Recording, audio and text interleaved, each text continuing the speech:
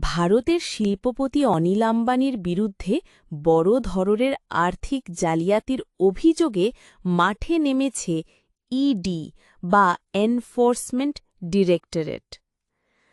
আজ বৃহস্পতিবার সকাল থেকে দিল্লি ও মুম্বাইসহ ৩৫টি জায়গায় চলছে তল্লাশি। অনিল আম্বানির কোম্পানিগুলোর বিরুদ্ধে ব্যাংক জালিয়াতি, অর্থ তছরূপ ও ভুয়া কাগজপত্র দিয়ে হাজার হাজার কোটি টাকা ঋণ নেওয়ার অভিযোগ উঠেছে।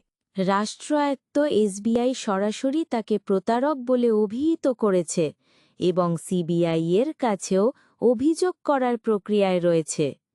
ইডির দাবি, ২০১৭ থেকে ২০১৯ সালের মধ্যে ইয়েস ব্যাংক থেকে অনিলের রাগা গোষ্ঠীর বিভিন্ন কোম্পানিকে ৩,০০০ কোটির বেশি ঋণ দেওয়া হয়, যার পেছনে ছিল ঘুষ লেনদেন।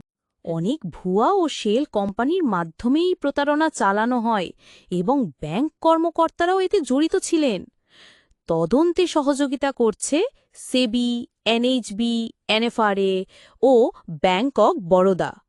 এই ঘটনা ঘিরে ভারতের কর্পোরেট মহলে শুরু হয়েছে তোলপাড়।